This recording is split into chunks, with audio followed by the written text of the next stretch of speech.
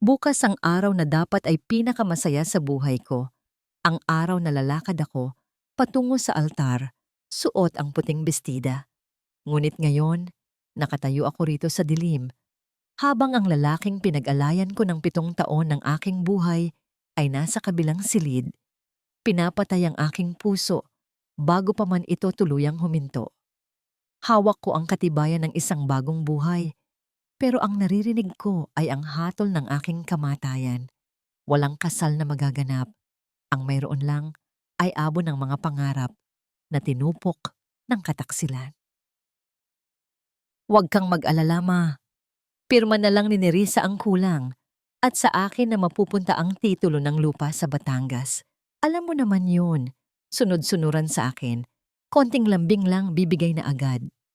Ang mga salitang yun ay tumago sa makapal na pinto ng oak at humataw ng diretso sa aking dibdib. Nanigas ako sa kinatatayuan ko sa pasilyo. Ang kamay kong mahigpit na nakahawak sa isang maliit na kahon na may lamang positibong pregnancy test ay biglang nanlamig. Tila ba nawalan ng daloy ng dugo. Nasa loob ng silid-aklatan si Lucian, ang lalaking pakakasalan ko bukas. Kausap ang kanyang inang si Tita Corazon.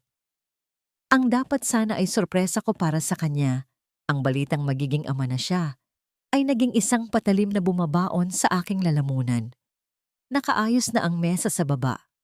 Niluto ko ang paborito niyang kaldereta, ginamit ang huling ipon ko para bumili ng mamahaling wine at nagsuot ng bestidang tinahi ko pa gabi-gabi para lang maging maganda sa paningin niya. Pero heto siya, pinag-uusapan ako na parang isang kasangkapan na kailangang gamitin hanggang sa masaid. Isang pamilyar at mapagmataas na tawa ng babae ang sumagot kay Lucian. Hindi yun boses ni Tita Corazon. You really act like a good boy kapag kaharap siya, no? Nakakaawa naman si Nerissa. She really thinks na mahal mo siya. Kung alam lang niya na ang pambili mo ng engagement ring niya ay galing sa allowance na binibigay ko sa'yo. Si Isabel, ang kababata ni Lucian at ang babaeng laging nagpaparamdam sa akin na ako ay isang dayuhan sa sarili kong bayan. Ang bawat hibla ng aking pagkatao ay gustong tumakbo, gustong magtakip ng tainga. Pero ang aking mga paa ay tila ipinako sa sahig na gawa sa nara. Narinig ko ang lagaslas ng yelo sa baso, senyales na nagsasalin sila ng alak. Ang boses ni Lucian ay naging malambing, isang tono na akala ko ay eksklusibo lang para sa akin. Isabel, alam mo naman ang sitwasyon. Kailangan ko ang connection ng pamilya mo para sa promotion ko bilang major. Si Nerissa, she's safe, she's domestic. Magaling magluto, magaling maglinis, at hindi nagrereklamo kahit iwan ko ng ilang buwan. Pero ikaw, you are the thrill I need. Si Nerissa ay parang pambahay na tsinelas, komportable pero nakakahiyang ilakad sa labas. Pambahay na tsinelas, ang salitang iyon ay umalingaw-ngaw sa aking isipan, paulit-ulit. Pinalalabo ang aking paningin. Tiningnan ko ang aking mga kamay. Magaspang ang mga ito, puno ng maliliit na hiwa at paso mula sa pagluluto para sa kanyang pamilya. Mga kalyo mula sa paglalaba ng kanyang uniforme dahil ayaw niyang ipagalaw ito sa katulong. 7 taon. 7 taon kong inubos ang aking ganda, ang aking talino bilang isang arkitekto, at ang aking dignidad para pagsilbihan siya dahil sa utang na loob ng pamilya ko sa kanila. At sa isang iglap, ang lahat ng sakripisyong yon ay naging basura. Isang matinding pagkahilo ang umakyat mula sa aking sikmura. Ang amoy ng niluluto kong kaldereta mula sa kusina na kanina ay nagpapagana sa akin, ngayon ay nagpapaikot na ng aking tiyan. Gusto kong sumuka, gusto kong ilabas ang lahat ng lason ng kasinungalingan na pinakain nila sa akin sa loob ng mahabang panahon. Ang kahon ng pregnancy test sa aking kamay ay tila naging isang piraso ng nagbabagang uling. Paano ko sasabihin sa batang nasa sinapupunan ko na ang kanyang ama ay tingin sa kanyang ina ay isang basahan lamang? So kailan mo siya iiwan? Tanong ni Isabel. Ang boses ay puno ng mapaglarong paghamon. Kapag nakuha ko na ang lupa at ang promotion, sagot ni Lucian ng walang gatol, walang bahid ng konsensya. Kapag hindi ko na siya kailangan, for now, let her play the happy wife. Mas madaling mamanipula ang babaeng uhaw sa pagmamahal. Narinig ko ang kaluskos ng tela at ang impit na ungol ni Isabel. Ang imahinasyon ko ay hindi na kailangan pang gumana. Alam ko kung ano ang ginagawa nila. Sa mismong bahay na pinaghirapan kong ayusin. Sa gabi, bago ang aming kasal. Ang sakit ay hindi dumating bilang isang pagsabog. Dumating ito bilang isang tahimik na pagguho. Parang isang lumang gusali na tinanggalan ng pundasyon. Bumigay ang lahat sa loob ko nang walang ingay. Ang mga luha ay tumulo ng kusa, mainit at mabilis, habang ang puso ko ay parang pinipiga ng isang kamay na gawa sa yelo. Ganito na lang ba? Ang tanong ay umukit sa aking isip. Sa dinami-dami ng bagyo na sinuong ko para sa kanya, sa lahat ng pangarap na tinalikuran ko, bakit ako pa ang naiwan sa ulan nang walang masisilungan? Ang bawat pangarap na binuo ko, kasama siya. Ang maliit na bahay sa bukid, ang pagtanda ng magkasama, ang pamilyang inakala kong bubuuin namin, ay gumuho sa isang iglap, naging abo na tinatangay ng hangin.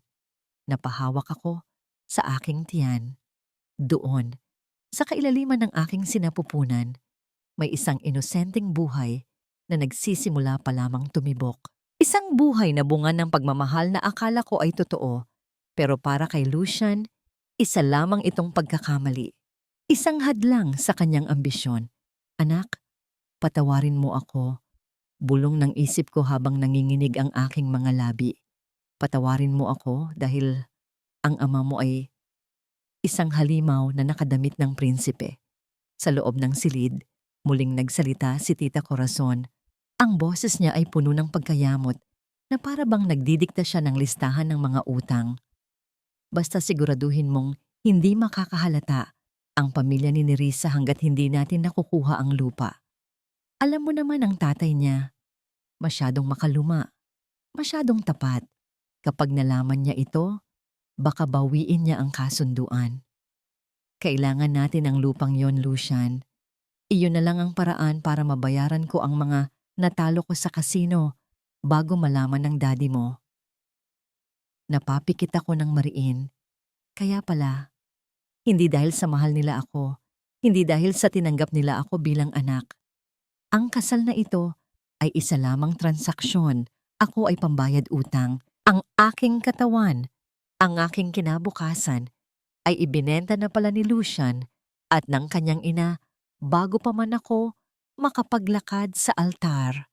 Ang utang na loob na laging isinusumbat sa akin ng nanay ko na dapat kaming magpasalamat sa mga Montoya dahil tinulungan nila kami noon, ay isa palang kadena na ngayon ay humihigit sa aking leeg. Sinasakal ako hanggang sa hindi na ako makahinga. Narinig ko ang yabag ng mga paa na papalapit sa pinto, ngunit huminto ito sa kalagitnaan. Kasunod nito ay ang tunog ng halik, basa, mapusok, at walang pag-aalinlangan. Ang mga halik na dapat ay sa akin lang, ngayon ay pinagsasaluhan nila habang ako ay nakatayo sa labas. Basag na basag. "You taste expensive, Isabel," bulong ni Lucian. Ang boses ay puno ng pagnanasa na matagal ko nang hindi naririnig kapag kami ang magkasama. Hindi lasang mantika at sabong panlaba. Ang pangungusap na yon ay ang huling dagok. Kung kanina'y mabigat ang loob ko, ngayon ay may kakaibang init na unti-unting umakyat mula sa aking sikmura patungo sa aking dibdib. Hindi iyon init ng pag-aaruga, kundi ng galit. Galit sa kanila at galit sa sarili ko dahil hinayaan kong mangyari ang lahat sa loob ng 7 taon. Marahan akong umatras. Kailangan kong umalis. Kailangan kong lumayo sa lugar na ito bago tuluyan akong lamunin ng sakit na hindi nakikita. Bawat hakbang ay mabagal at mabigat. Para bang hinihila ako ng sahig pababa. Nangangatog ang aking mga tuhod. Pilit na kinakapitan ang natitira kong lakas. at ang pusong halos gumuho. Sa aking pag-atras, sumayad ang aking sapatos sa isang antigong florera na nakapatong sa maliit na mesa sa gilid ng pasilyo. Ang pagkiskis ng porselana sa kahoy ay umalingaw-ngaw sa katahimikan ng bahay. Isang matinis na tunog ang pumunit sa hangin bago ito tuluyang tumagilid at gumulong. Hindi man ito nabasag, sapat ang ingay upang maputol ang aking sandali. At pabagalin ang takbo ng mundo ko, nanigas ako. Sa loob ng silid-aklatan biglang tumahimik. Nawala ang tunog ng halikan, nawala ang tawanan. Ang tanging naririnig ko na lamang ay ang mabilis at malakas na kabog ng aking dibdib na parang tambol na nagbabadya ng digmaan. Sino yan? Ang boses ni Lucian ay matalim, puno ng pagkabahala. Wala akong magawa, kundi ang mapatitig sa pinto. Ang gintong seradura ay dahan-dahang umikot. Ang pinto ay bumukas ng dahan-dahan at ang liwanag mula sa loob ay tumama sa aking mukha. Inilalantad ako sa aking kahihiyan. At sa sandaling iyon, nagtagpo ang aming mga mata. Namutla si Lucian. Ang kanyang mga mata na kanina lang ay puno ng pagnanasa, ngayon ay nanlaki sa gulat at takot. Agad siyang humakbang palayo sa pinto. Sinusubukang takpan si Isabel na nasa likuran niya, na nooy mabilis na inaayos ang gusot sa kanyang mamahaling sutlang blusa. Sa likod ko, mahigpit kong kinuyom ang aking palad. Pilit na itinatago ang maliit na kahon ng pregnancy test sa laylayan ng aking bestida. Ito na ang huling lihim na aariin ko. Hindi nila ito pwedeng malaman. Hindi ngayon. Dahil kung malalaman nilang nagdadalang tao ako, baka gamitin nila ang anak ko bilang panibagong kadena para itali ako sa impyernong ito. Nerissa. Ang boses ni Lucian ay garalgal. Pilit na hinahanap ang kanyang composure. Lumapit siya. Akmang hahawakan ako. Kanina ka pa ba dyan? Ang tanong na yon. Hindi, ayos ka lang ba? O nasaktan ka ba? Ang inalala niya agad ay kung gaano karami ang narinig ko. Sa sandaling iyon, naramdaman ko ang paghiwalay ng kaluluwa ko sa aking katawan. Ang Nerissa na tanga, ang Nerissa na martir, ay gustong sumigaw, manampal at magwala. Gusto kong isumbat sa kanila ang lahat, pero may ibang boses na sumibol sa aking isipan, malamig, matalas, at mapanganib. Boses ito ng isang ina na kailangang protektahan ang kanyang anak.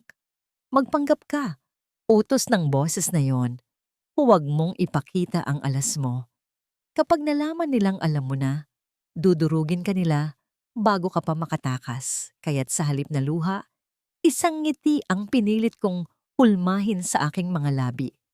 Isang ngiti na kasing pait ng ngapdo, pero sapat na para linlangin ang isang lalaking tingin sa akin ay bobo. Kakarating ko lang, mahal, ang sabi ko, at nagulat ako sa tatag ng boses ko.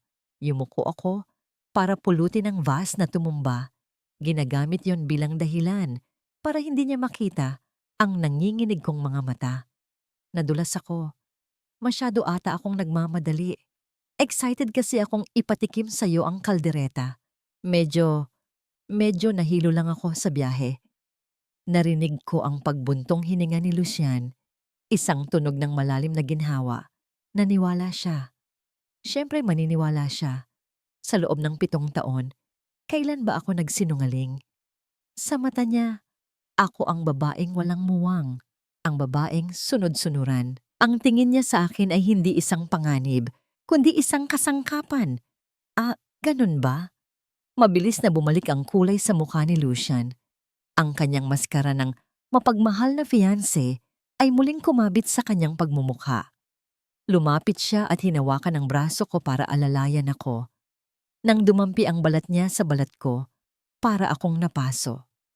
Ang init ng kamay niya ay nagdala ng kilabot sa buong katawan ko. Ito ang mga kamay na kani-kanina lang ay humahaplos sa ibang babae. Ito ang mga kamay na pumirma sa kontrata ng aking pagkaalipin. Gusto kong bawiin ang braso ko at kuskusin yun ng alkohol pero pinilit kong manatiling nakatayo. Oo, Lucian, sagot ko, habang ang mga mata ko ay lumipat sa likuran niya. Nakatayo doon si Isabel, hindi siya mukhang takot. Sa halip, nakasandal siya sa hamba ng pinto, nakataas ang isang kilay, at nakatingin sa akin mula ulo hanggang paa na, para bang sinusuri ang isang basahan na nabili sa palengke. Ang suot niyang alahas ay kumikinang sa ilalim ng chandelier habang ako ay amoy sibuyas at bawang. "You look tired, Nerissa," sabi ni Isabel. Ang boses ay puno ng paimbabaw na awa. "Maybe you should rest. Kami na ni Lucian ang bahala sa business matters." Business matters, ang kapal ng mukha. "Hindi na, Isabel," sagot ko. At sa pagkakataong ito, hindi ko na itinago ang lamig sa boses ko. "Nakahanda na ang hapunan. Sayang naman ang effort ko kung hindi nyo kakainin. Tutal, huling gabi na ito bago ang malaking araw, hindi ba?" Nagkatinginan si Lucian at Isabel. May bahid ng pagtataka sa mga mata ni Isabel, pero mabilis din iyong nawala. Para sa kanila, ang huling gabi ay nangangahulugang huling gabi ng kalayaan ni Lucian, pero para sa akin, ito ang huling hapunan ng aking pagiging tanga. "Sige, mahal," sabi ni Lucian. Hinalikan ako sa pisngi. Ang amoy ng pabango ni Isabel ay kumapit sa kanya, sumasaksak sa ilong ko. Magbibihis lang ako. Susunod kami. Tumalikod ako bago pa ako tuluyang masuka. Naglakad ako patungo sa kusina. Bawat hakbang ay tila paglakad sa ibabaw ng mga bubog. Pagpasok ko sa maliit na banyo sa gilid ng kusina, doon ko lang pinakawalan ang hiningang kanina ko pa pinipigil. Isinandal ko ang aking likod sa malamig na pader at dahan-dahang padausdos na umupo sa sahig. Ang mga luhang kanina ko pa pinipigilan ay bumuhos ng walang tunog. Ang sakit ay pisikal, para bang hinihiwa ang dibdib ko ng pino. Niyakap ko ang aking sarili, sinusubukang buuin ang mga piraso ng aking pagkatao na nagkalat sa sahig. Inilabas ko ang pregnancy test mula sa likod ko. 2 pulang linya, positibo. Isang sanggol, isang anghel na darating sa gitna ng impyerno. "Huwag kang mag-alala, anak." Bulong ko sa hangin, ang boses ko ay basag at nanginginig. "Hindi ka lalaking katulad nila. Hindi ka magiging pambayad utang. Hindi ka magiging kasangkapan." Tumingin ako sa salamin. Ang babaeng nakatingin pabalik sa akin ay mugto ang mga mata, gulo ang buhok, at maputla. Pero sa likod ng mga matang yon, may bagong apoy na nagsisimulang magliyab. Ang apoy ng galit, ang apoy ng paghihiganti. Pinunasan ko ang aking mga luha gamit ang likod ng aking palad. Tumayo ako at inayos ang aking sarili. Naghilamos ako upang tanggalin ang bakas ng kahinaan. Mamaya, sa hapagkainan, gagampanan ko ang pinakamahusay na pagganap ng aking buhay. Magiging asawa akong mapagmahal, magiging manugang akong masunurin, at habang nagpapakabusog sila sa pagkain na niluto ko gamit ang aking dugo at pawis, ako naman ay maghahanda ng aking pagtakas. Hindi nila makukuha ang lupa, hindi nila makukuha ang buhay ko, at lalong hindi nila makukuha ang anak ko. Binuksan ko ang pinto ng banyo at humakbang pabalik sa kusina. Ang amoy ng kaldereta ay pumuno sa silid. Pero sa pagkakataong ito, hindi na ito amoy ng pagmamahal. Amoy na ito ng pagpaalam. Ang tunog ng kubyertos na tumatama sa porselanang plato ay tila mga kampana ng babala sa aking pandinig. Nakaupo ako sa dulo ng mahabang mesa, pinapanood silang kumain. Sa aking kanan ay si Tita Corazon na abala sa paghihimay ng alimango. Sa aking kaliwa ay si Lucian at sa tabi niya ay si Isabel. Isang perpektong larawan ng masayang pamilya. Iyon ang aakalain ng sino mang titingin mula sa labas. Pero ako, na nasa loob ng kwadradong impyernong ito, ay nakikita ang mga bitak. "Ang sarap talaga ng timpla mo ng kaldereta, Nerissa," Puna ni Tita Corazon habang sumusubo ni hindi man lang ako tinitingnan sa mata. Mabuti naman at may pakinabang ka sa kusina kasi alam mo na, ang mga Montoya, sanay sa masarap. Ngumiti ako. Isang ngingiting hindi umaabot sa aking mga mata. Salamat tita, espesyal po yan. Nilagyan ko ng extra na pagmamahal at extra na lason ng puot. Gusto kong idagdag. Pinanood ko si Lucian na humigop ng wine. Ang kanyang mga mata ay pasimpleng sumusulyap kay Isabel sa tuwing aangat ang baso sa kanyang bibig. Nakita ko ang bahagyang pagdampi ng tuhod ni Isabel sa hita ni Lucian sa ilalim ng mesa. Akala nila ay hindi ko napapansin. Dati, iisipin kong aksidente lang yon. Dati, bulag ako. Pero ngayon, nakikita ko ang bawat senyales ng kanilang pangbababoy sa akin. So, Nerissa, basag ni Isabel sa katahimikan habang pinupunasan ang kanyang bibig gamit ang linen na napkin na ako mismo ang nag-almirol. Handa na ba ang lahat para bukas? I heard simple lang daw ang wedding gown mo. Sayang naman. If you asked me, I could have sponsored a designer gown for you. Ang tono niya ay puno ng awa, pero ang mga mata niya ay nandidilat sa pangungutya. Gusto niyang iparamdam na dukha ako, nakawawa ako, huminga ako ng malalim. Ang hangin sa dining room ay amoy mamahaling pabango at kasinungalingan. Okay lang, Isabel. Sagot ko ng mahinahon. Mas gusto ko ang simple. Kasi sa huli, hindi naman ang ganda ng gown ang mahalaga, kundi ang katapatan ng taong nagsuot nito. Natigilan si Lucian sa pagngimya. Tumingin siya sa akin ng mabilis, naghahanap ng ibang kahulugan sa sinabi ko. Pero nanatili akong blanko. Masyado siyang bilib sa sarili niya para isiping alam ko ang sikreto nila. Para sa kanya, ako pa rin si Nerissa na tanga. Natapos ang hapunan, hinugasan ko ang mga plato, ibinaliki ko ang mga kristal sa estante, pinunasan ko ang mesa hanggang sa kumintab ito. Ginawa ko ang lahat ng ritual ng isang mabuting katulong dahil ito na ang huling pagkakataon na makikinabang sila sa serbisyo ko. Nang maghating gabi, umuwi na si Isabel. Narinig ko ang bulungan nila ni Lucian sa may gate. Ang halakhak na pilit na pinipigil. Umakyat si Lucian sa kwarto. Amoy alak at pabango ng ibang babae. Humiga siya sa kama at sa loob lang ng ilang minuto, humihilik na siya ng mahimbing. Doon nagsimula ang aking paglaya. Dahan-dahan akong bumangon. Sa ilalim ng mapusyaw na liwanag ng buwan, kinuha ko ang aking lumang maleta mula sa ilalim ng kama. Hindi ako nagdala ng marami. Iniwan ko ang mga damit na binili ni Lucian para sa akin. Iyong mga damit na ayon sa panlasa niya, hindi sa akin. Kinuha ko lang ang mga lumang t-shirt ko, ang sketchpad ko, at ang aking mga diploma. Binuksan ko ang aking wallet.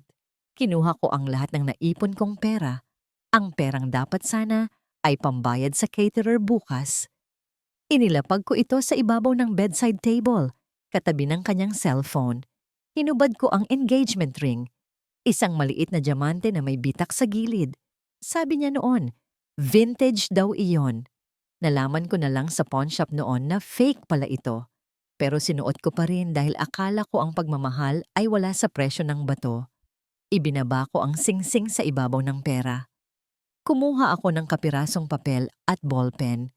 Ang kamay ko ay nanginginig, hindi sa takot, kundi sa tindi ng emosyong gustong kumawala. Nagsulat ako. Hindi ito liham ng pagpapaalam. Ito ay isang resibo. Lucian, laundry services, 7 years. Paid, cooking services, 7 years. Paid, emotional support. Paid, dignity, non-refundable. Huwag mo nang hanapin ang asawa mo. Namatay na siya ngayong gabi. Ang pera sa mesa ay sukli ko sa'yo. Keep the change for your conscience. Pinatungan ko ng singsing ang papel. Tumingin ako kay Lucian sa huling pagkakataon. Mahimbing ang tulog niya. Mukhang anghel. Mukhang walang ginawang kasalanan. Napakaamo ng mukha niya kapag tulog. Ang mukhang minahal ko ng buong puso. Lumapit ako sa kanya. Yumuko ako at hinalikan siya sa noo. Malamig ang dampi ng labi ko. Walang init, walang pagmamahal. Ito ay halik ng kamatayan. Para akong humahalik sa isang bangkay sa loob ng kabaong. Paalam, Lucian. Bulong ko sa hangin. Sana maging masaya ka sa impyernong pinili mo. Kinuha ko ang aking maleta at dahan-dahang lumabas ng kwarto. Bawat hakbang pababa ng hagdan ay pagbawas ng bigat sa aking dibdib. Ang bahay ay tahimik. Ang mga anino ng mga muebles ay tila mga multong nanonood sa aking pagtakas. Paglabas ko ng pinto, sinalubong ako ng malakas na ulan. Ang langit ay nakikiramay sa akin. Wala akong payong, pero hindi ko ininda ang lamig. Naglakad ako palayo sa bahay na yon, palayo sa buhay na yon. Ang tubig ulan ay humalo sa mga luhang hindi ko na mapigilan. Sumakay ako sa huling bus pa Iloilo. Siksikan, amoy pawis at krudo, pero para sa akin, ito ang pinakamagandang sasakyan sa mundo dahil dadalhin ako nito palayo sa kanila. Naupo ako sa dulo, yakap ang aking bag, at doon ko naramdaman ang unang kirot. Isang matinding sakit sa aking puson. Parang may pumipiga sa loob. Napahawak ako sa aking tiyan at napaupo ng tuwid. Huwag, bulong ko, habang naramdaman ko ang mainit na likido na dumaloy sa pagitan ng aking mga hita. Hindi ito ihi. Alam ko ang pakiramdam na ito. Dugo. Tiningnan ko ang palad ko na inilagay ko sa ilalim ng aking palda. Sa dim light ng bus, nakita ko ang mantsa. Masakit sa mata. Nanlaki ang aking mga mata. Ang takot na naramdaman ko kanina kay Lucian ay wala kumpara sa takot na nararamdaman ko ngayon. Tulong. Ang nais kong sabihin, pero walang boses na lumabas. Ang bus ay umaalog sa lubak na daan, at sa bawat pag-alog, parang hinihiwalay ang kaluluwa ko sa katawan ko. Hindi ko pwedeng mawala ang batang ito. Siya na lang ang mayroon ako. Siya na lang ang natitirang ebidensya na marunong akong magmahal. Ipinikit ko ang aking mga mata habang ang bus ay humaharurot sa dilim ng gabi. Palayo sa Batangas, patungo sa isang kinabukasang hindi sigurado, habang ang buhay sa loob ko ay nag-aagaw buhay.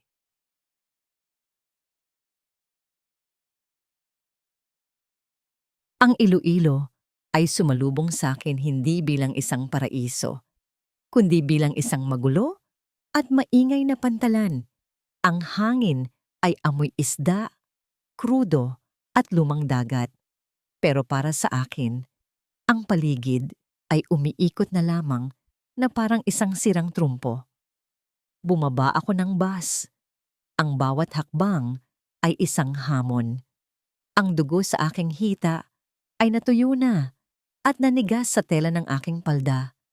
Isang malagkit na paalala na ang buhay ng anak ko ay nakabitin sa bangin. Hahakbang sana ako patungo sa waiting shed, ngunit biglang bumigay ang aking mga tuhod. Ang sementadong sahig ay mabilis na lumapit sa aking mukha. Inasahan ko ang sakit ng pagbagsak, ngunit hindi ito dumating. Sa halip, may isang pares ng matitigas na braso ang sumalo sa akin bago pa man ako tumama sa lupa. Miss? Miss, naririnig mo ba ako? Isang boses ng lalaki.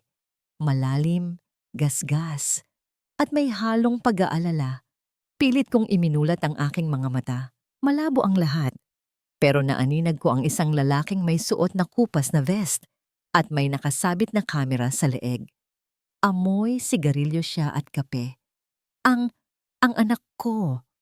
Iyon lang ang naibulong ko bago ako tuluyang lamunin ng dilim ikato. Nagising ako sa amoy ng alcohol at bleach. Ang ingay ng mga umiiyak na bata at nag-uusap na mga tao ay pumuno sa aking pandinig. Nasa isang public ward ako. Siksikan ng mga kama, mainit at walang privacy. Pero buhay ako. Agad akong napahawak sa aking tiyan. Huwag kang malikot. Kumapit siya. Napalingon ako sa pinanggalingan ng boses. Sa gilid ng aking kama, nakaupo sa isang monoblock na upuan ng lalaking sumalo sa akin sa pantalan. Mukha siyang pagod. May ilang araw nang hindi ahit ang balbas at gusot ang damit. Sino? Sino ka? Tanong ko. Ang lalamunan ko ay tuyot na tuyot. Adrian, sagot niya ng tipid. Hindi man lang tumitingin sa akin habang nagbabasa ng dyaryo. Nakita kitang bumagsak. Dinala kita dito. Bayad na ang deposit, wag mo nang isipin yun. Napalunok ako. Ang hiya ay gumapang sa aking balat. Isang estranghero ang nagbayad para sa akin. Ako na dating nagpapatakbo ng mga proyekto, ngayon ay isang taong grasa na pinulot sa daan. Bibabayaran kita, pilit kong sabi. Kahit alam kong ang wallet ko ay halos walang laman, matapos kong iwan ang lahat kay Lucian. Pangako, may skills ako. Arkitekto ako. Ibinaba ni Adrian ang dyaryo at tumingin sa akin. Ang mga mata niya ay mapanuri, parang binabasa ang bawat linya ng pagod sa aking muka. Arkitekto ka? E di magaling kang magplano.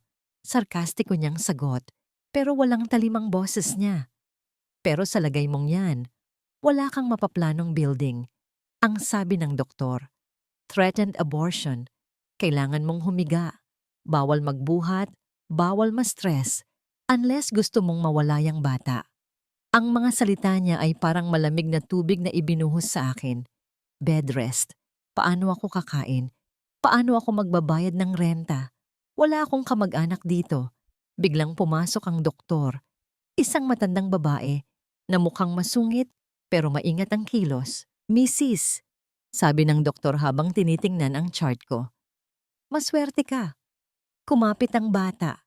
Pero manipis ang matris mo. Isang maling galaw. Mawawala siya. Kailangan mo ng bed rest ng 3 buwan. May asawa ka bang mag-aalaga sa'yo? Napatingin ako kay Adrian. Pwede akong magsinungaling. Pwede kong sabihin na siya ang asawa ko para hindi ako mapahiya. Pero umiling ako. Wala po, Dok. Patay na ang asawa ko. Sagot ko. Ang boses ko ay matatag. Totoo naman. Ang Lucian na minahal ko ay patay na. Tumangulang si Adrian sa gilid, hindi itinama ang sinabi ko. Ang sumunod na mga buwan ay isang bangungot na may halong himala. Tumira ako sa isang maliit na boarding house na nahanap ni Adrian. Isang kwartong gawa sa plywood, mainit at amoy amag kapag umuulan. Ang bubong ay tumutulo, kaya't kailangan kong maglagay ng timba sa gabi. Tik-tak, tik-tak. Ang tunog ng bawat patak ng ulan sa timba ay naging musika ng aking pag-iisa.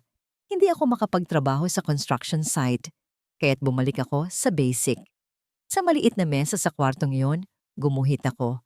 Gumawa ako ng mga sketches ng mga bahay, mga portrait ng mga tao sa palengke, mga disenyo para sa invitation cards.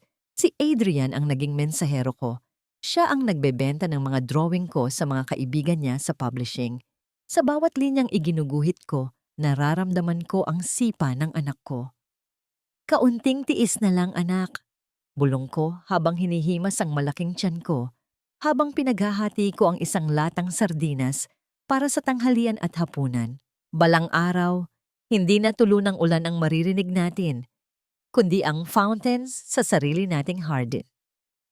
Dumating ang araw ng panganganak sa gitna ng bagyo.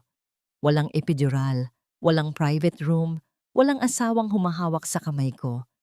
Tanging ang matapang na midwife at si Adrian na naghihintay sa labas ng pinto ang kasama ko.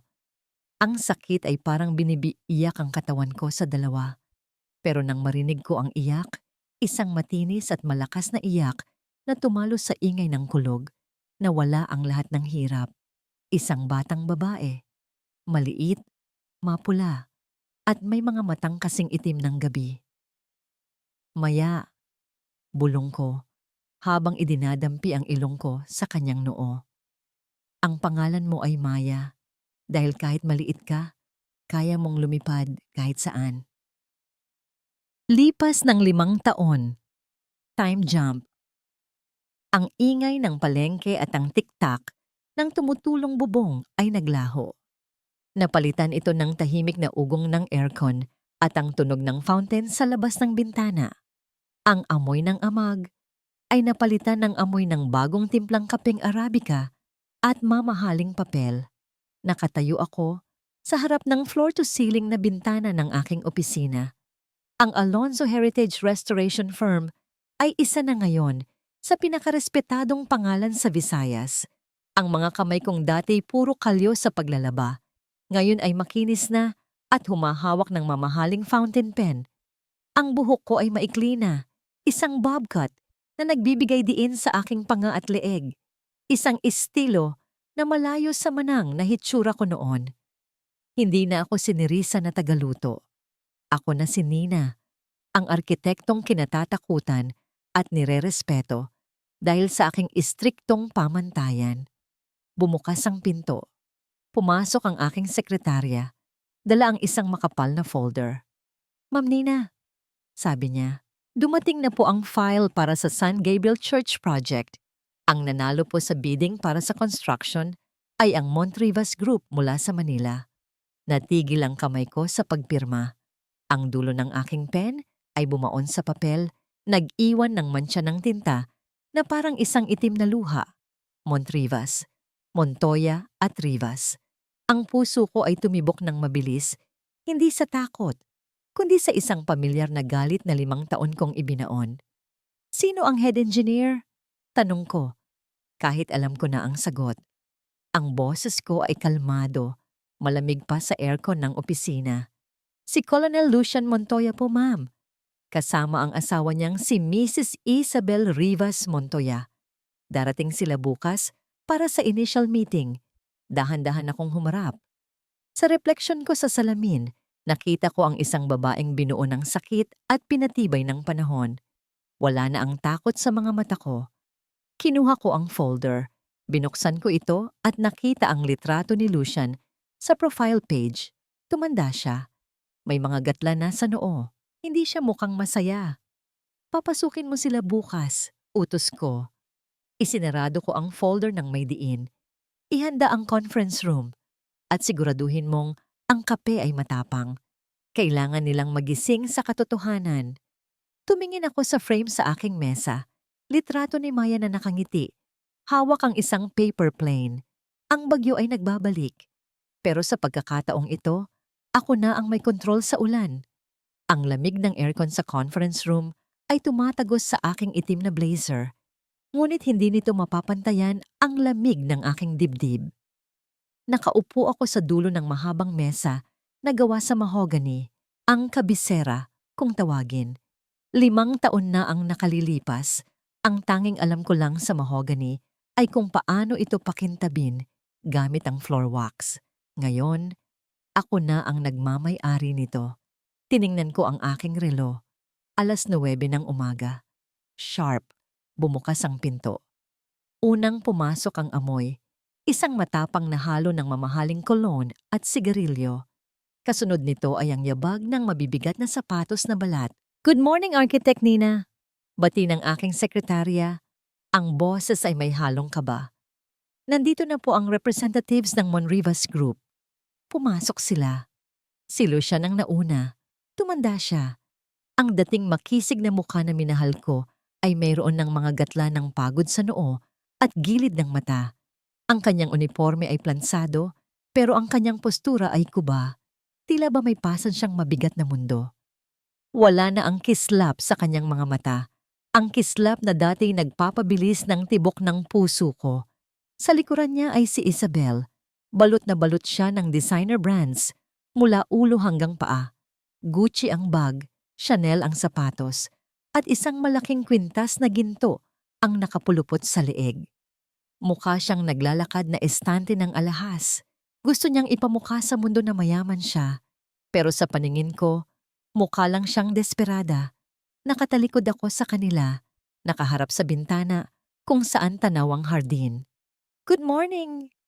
Ang boses ni Lucian ay formal, pero may bahid ng pagkainip. "We are here to see Architect Nina. We have a tight schedule, so please tell her to hurry up." Dahan-dahan kong ipinihit ang aking swivel chair. Ang bawat pulgada ng pag-ikot ay sinadya ko para sa dramatikong epekto. "Hindi na ninyo kailangang maghintay, Colonel," sabi ko. Ang boses ko ay mababa at kalmado. Humarap ako ng tuluyan. Nabitawan ni Lucian ang hawak niyang folder. Ang tunog ng pagbagsak ng mga papel sa sahig ay bumasag sa katahimikan ng silid. Nanlaki ang kanyang mga mata. Ang kanyang bibig ay bumuka, pero walang lumabas na salita. Namutla siya na parang nakakita ng multo. At sa isang banda, totoo naman, nakikita niya ang multo ng babaeng pinatay niya 5 taon na ang nakaraan. Nawan ni Risa, ang bulong niya, garalgal at puno ng hindi paniniwala. Si Isabel naman ay napatigil sa pagtingin sa kanyang cellphone. Umangat ang tingin niya at kumunot ang noo. Tinitigan niya ako mula sa aking maikling buhok na bobcut, sa aking suot na tailored suit, hanggang sa fresh makeup na nagpapatingkad sa aking mga mata. Hindi niya ako nakilala agad. Hinahanap niya ang nirisa na Luciang, ang nirisa na amoy bawang. "Excuse me?" Mataray na sabi ni Isabel. "Kilala mo ang babaeng to, Lucian? Don't tell me isa na naman to sa mga babae mo." Natawa ako ng mahina. Isang tawang walang saya. "Umupo kayo." Utos ko. Hindi ito pakiusap. Ito ay utos. Dahan-dahang yumuko si Lucian para pulutin ang mga papel. Ang kanyang mga kamay ay nanginginig. Umupo sila sa kabilang dulo ng mesa. Ang distansya sa pagitan namin ay hindi lang pisikal. Ito ay distansya ng kapangyarihan. Ako si Architect Nina Alonzo. Pakilala ko. Diniinan ang apelyido ko sa pagkadalaga mo. Ako ang heritage consultant na itinalaga ng National Historical Commission. Ibig sabihin, walang gagalaw ni isang bato sa simbahan ng San Gabriel hanggat walang pirma ko. Nerissa, di ulit ni Lucian, tila hindi pa rin makapaniwala. "Buhay ka, ang akala namin..." "Ang akala niyo ano? Na namatay ako sa gutom?" Putol ko sa kanya. Tinitigan ko siya sa mata. "Disappointed ba kayo?" Biglang tumayo si Isabel, ang muka ay namumula sa galit. "Wait a minute. Ikaw. Ikaw ang consultant? Yung katulong namin dati?" Turo niya sa akin. Ang daliri niya ay nanginginig sa inis. "This is a joke. Lucian, let's go. Hindi ako makikipag-meeting sa isang taong ang alam lang gawin ay magluto ng kaldereta." "Maupo ka, Mrs. Montoya." Sabi ko nang hindi tinataas ang boses ko, pero may talim na nagpaupo sa kanya pabalik. "Unless gusto mong i-reject ko ang proposal niyo ngayon din at mawalan kayo ng 50 milyong piso na bond." Nabasa ko ang kontrata niyo. Kapag na-delay ang project dahil sa violation of heritage laws, blacklisted ang kumpanya niyo. Nanahimik si Isabel. Ang pera. Alam kong pera lang ang lengguwahe na naiintindihan niya. Binuksan ko ang folder na dala nila. Tiningnan ko ang plano niyo. Simula ko, habang nililipat ang mga pahina nang walang gana. Gusto niyong tibagin ang lumang pader ng kumbento para gawing parking lot? At gusto niyong palitan ng synthetic tiles ang original machuca tiles ng simbahan. Isinara ko ang folder ng malakas. "Basura!" deklara ko. "Excuse me?" Sigaw ni Isabel. "Narinig mo ako. Basura ang disenyong ito. Walang respeto sa kasaysayan, walang puso, at halatang tinipid ang materyales para makapagbulsa kayo ng kickback." Tumingin ako kay Lucian. "Ganyan ka pa rin ba magtrabaho, Lucian? Puro porma, pero walang laman." Nakayuko si Lucian. Hindi siya makatingin sa akin. Sa sandaling iyon, nakaramdam ako ng isang kakaibang emosyon. Hindi galit, hindi poot, kundi awa. Awa sa isang lalaking dating tinitingala ko, pero ngayon ay mukhang isang tuta na takot sa sarili niyang amo. "Baguhin niyo yan," sabi ko. Tinutulak ang folder pabalik sa kanila. "Bibigyan ko kayo ng 2 linggo. Kung hindi niyo maibibigay ang standard na hinihingi ko, ire-recommend ako sa commission na bawiin ang project sa inyo." Tumayo ako para tapusin ang meeting. Meeting adjourned. Nagmadaling lumabas si Lucian, halos madapa sa pagmamadali. Pero si Isabel ay nanatili. Hinintay niyang makalabas ang sekretarya ko bago siya lumapit sa akin. Hinarang niya ako sa may pinto. Ang mukha niya ay puno ng puot at inggit. "Huwag kang magmalaki ni Risa," bulong niya. Ang boses ay parang ahas. "Alam ko ang mga katulad mo. Paano ka napunta sa pwestong to? Sino ang kinama mo? Sinong matandang mayaman ang binuka ka?" "Stop!" Putol ko sa kanya. Hinarap ko siya. Taas noo. Mas matangkad siya dahil sa heels, pero mas mataas ang tingin ko sa sarili ko ngayon. Lumapit ako sa kanya. Sobrang lapit na naaamoy ko ang takot sa ilalim ng kanyang mamahaling pabango. "Huwag mo akong igaya sa'yo, Isabel," sabi ko ng mariin. "Hindi ko kailangang gamitin ang katawan ko para umasenso. Ginamit ko ang utak na wala ka, at ang talino na hindi kayang bilhin ng pera ng pamilya mo." Hinawakan ko ang doorknob at binuksan ang pinto. "Get out of my office," bago ko ipatawag ang security para kaladkarin ang basura palabas. Padabog na lumabas si Isabel. Ang kanyang takong ay lumilikha ng ingay ng pagkatalo. Nang magsara ang pinto, napasandal ako dito. Ang puso ko ay kumakalabog, hindi sa takot, kundi sa adrenaline ng tagumpay. Nakaya ko, bulong ko sa sarili, nakaya ko silang harapin. Pero hindi pa tapos ang laban. Nagsisimula pa lang. Lumapit ako sa bintana para huminga. Sa baba, sa parking lot, nakita ko si Lucian. Hindi siya sumakay agad sa kotse. Nakatayo siya sa tabi ng isang puno, nakatingin sa itaas. Nakatingin sa bintana ko. At sa di kalayuan, sa may playground ng simbahan na katabi ng office ko, nakita ko si Maya na naglalaro kasama ang yaya niya. Biglang nanigas ang buong katawan ko. Naglakad si Lucian palayo sa puno. Hindi papunta sa kotse, kundi papunta sa direksyon ng playground. Papunta sa direksyon ng anak ko. Ang pagtakbo ko pababa ng hagdan ay parang pakikipagkarera sa tadhana. Hindi ko na hinintay ang elevator. Bawat hakbang ng aking heels sa sementadong hagdanan ay kasabay ng kabog ng aking dibdib. "Huwag, Lucian. Huwag mo siyang lalapitan." Mula sa bintana ng aking opisina sa ikatlong palapag, nakita ko siyang naglalakad patungo sa hardin ng simbahan kung saan naglalaro si Maya. Wala doon ang yaya niya. Marahil ay bumili lang saglit ng tubig. Mag-isa ang anak ko. Mag-isa kasama ang ama na nagtakwil sa kanya bago pa man siya isilang. Paglabas ko ng building, sinalubong ako ng init ng araw at huni ng mga ibon. Isang mapayapang tanghali, nakabaligtaran ng bagyong namumuo sa loob ko. Huminto ako sa likod ng isang malaking puno ng acacia. Masyado nang huli para hilahin si Maya palayo nang hindi nagpapahalata. Kung susugod ako ngayon at hihilahin ang anak ko, lalo lang maghihinala si Lucian. Kaya't nanatili ako sa anino, nanginginig at nagmasid. Nakatayo si Lucian sa gitna ng damuhan. Mukha siyang ligaw. Ang kanyang mamahaling suit ay tila hindi bagay sa simpleng kapaligiran ng lumang simbahan. Nakatingin siya kay Maya na abala sa pagtitipi ng isang pirasong papel. Gumawa si Maya ng eroplanong papel. Pinanood ko kung paano kumilos ang maliliit na daliri ng anak ko.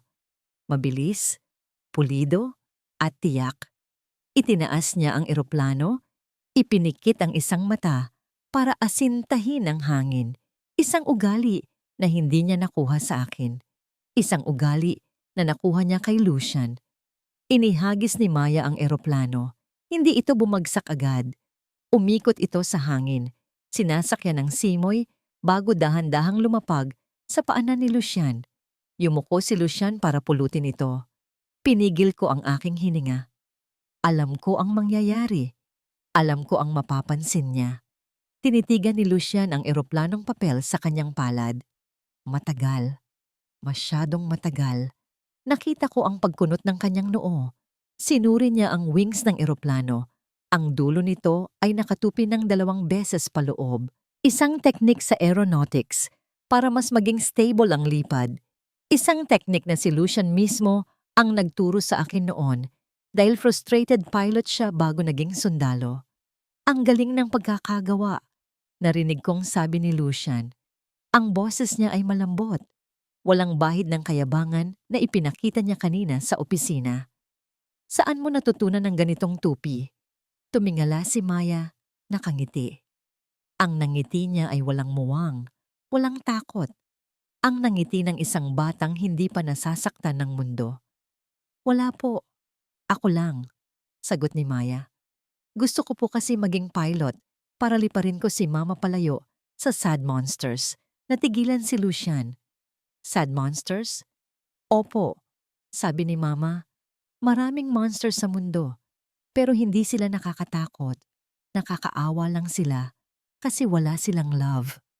Ang mga salitang yon ay parang sibat na tumama kay Lucian. Nakita ko ang paglamlam ng kanyang mga mata. Lumuhod siya gamit ang isang tuhod para mapantayan ang mukha ni Maya. Sa sandaling iyon, halos tumigil ang mundo ko.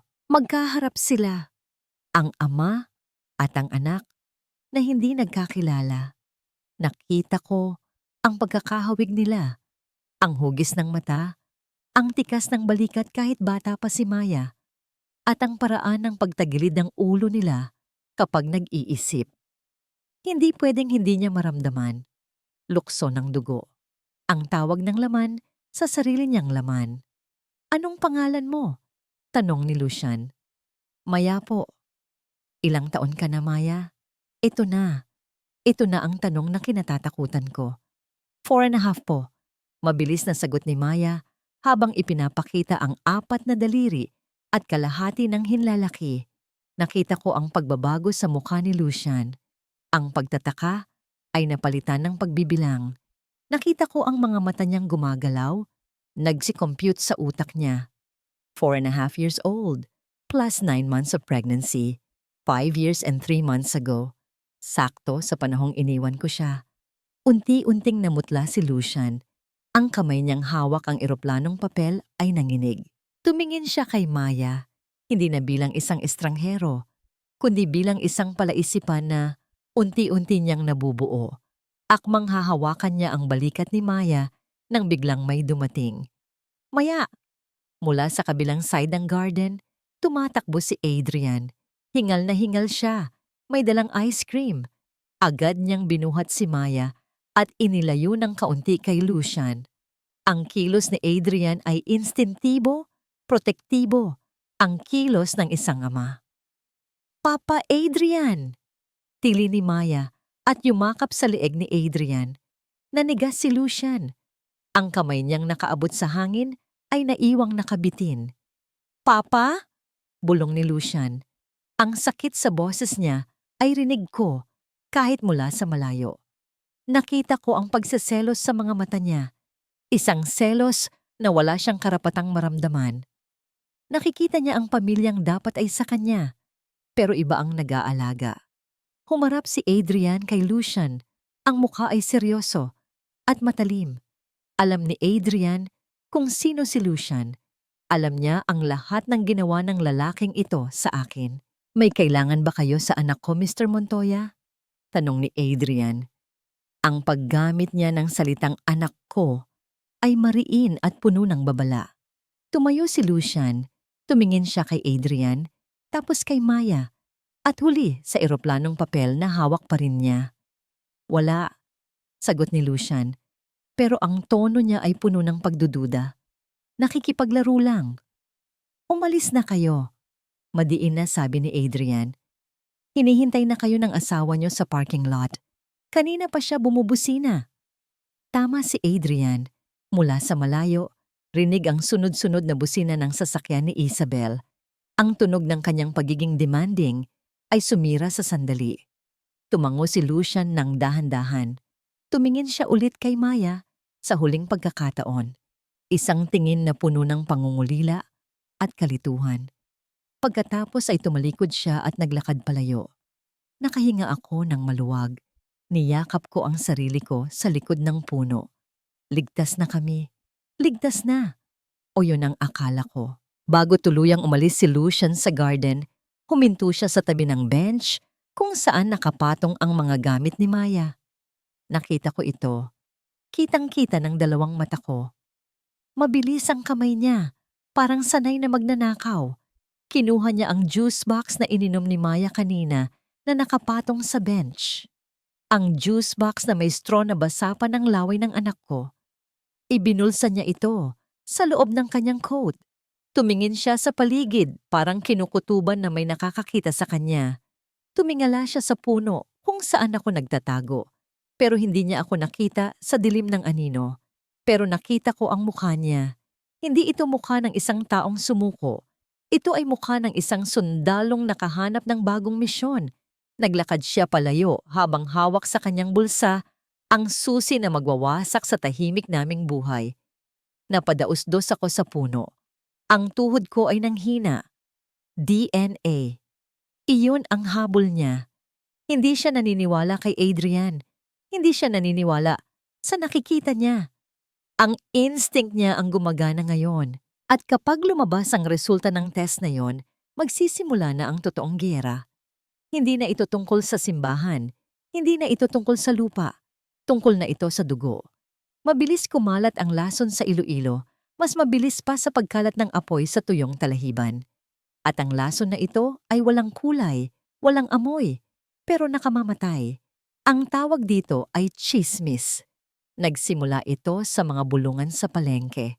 Pagkatapos, sa mga posts sa social media mula sa mga anonymous accounts. Sikat na arkitekto, may anak sa labas. Proyekto sa simbahan, nakuha dahil sa galing sa kama, hindi sa plano. Ang tunay na ama ng bata, isang matandang politiko? Alam ko kung sino ang may gawa nito. Si Isabel. Hindi siya nanalo sa akin sa boardroom, kaya dinala niya ang gera sa gutter. Gusto niya akong lunurin sa hiya.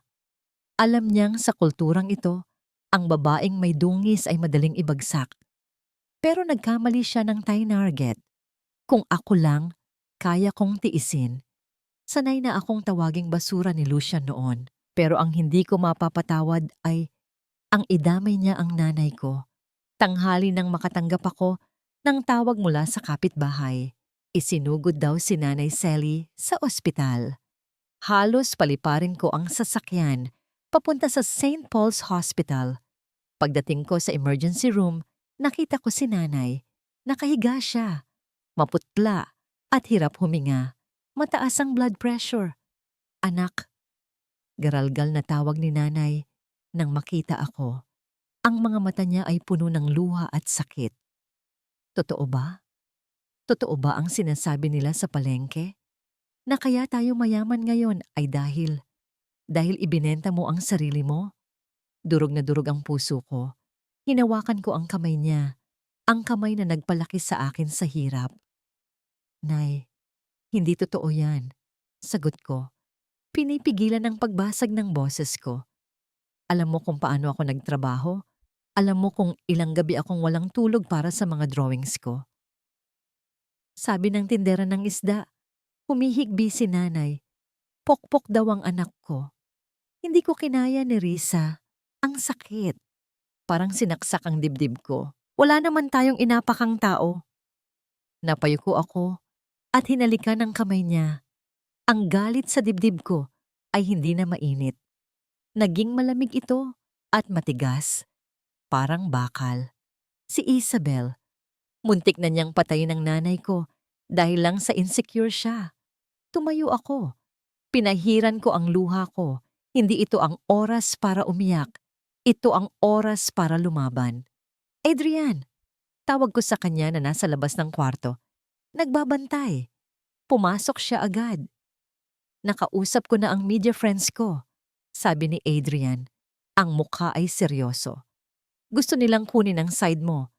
Pero Nina, delikado. Baka lalo lang gumuho mo ang pangalan mo kung papatol ka. Tumingin ako sa refleksyon ko sa bintana ng ospital. Hindi ako papatol, Adrian. Sabi ko ng mariin. Magpapakilala ako. Kinabukasan, imbes na magtago, nagpatawag ako ng isang town hall meeting sa mismong patio ng San Gabriel Church. Inimbita ko ang lahat. Ang media, ang parish council, ang mga vendor sa palengke, at syempre, ang representatives ng Montrivas Group. Dumating si Isabel. Suot ang kanyang dark sunglasses, nakaupo sa likod kasama si Lucian. Nakangisi siya. Akala niya ay magre-resign ako.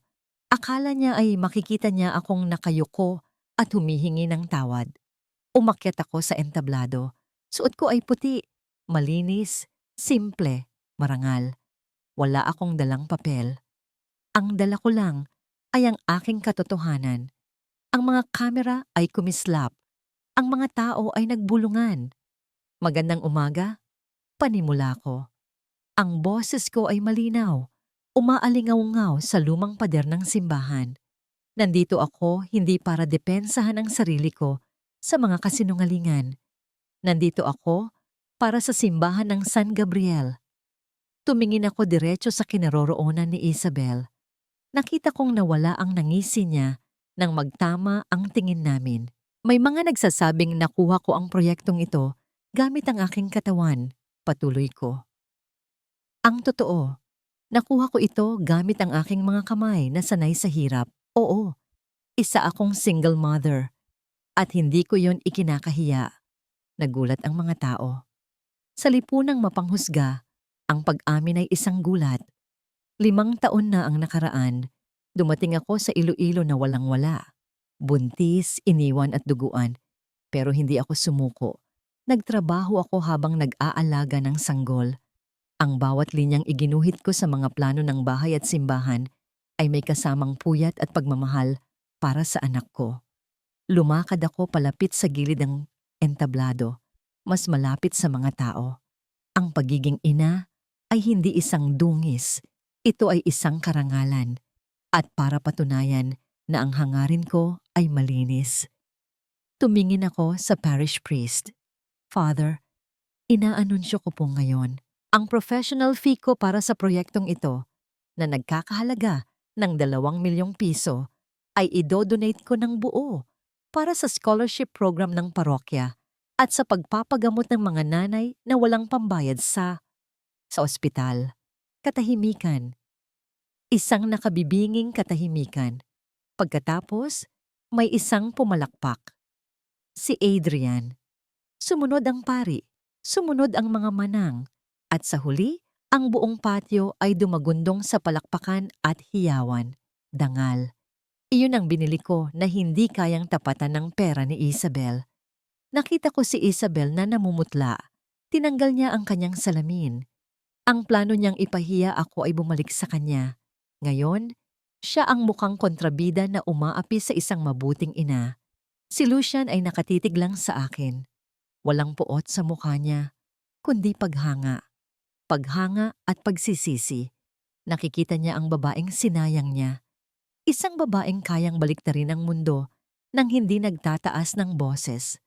Bumaba ako ng entablado, sinalubong ng mga yakap ng mga tao.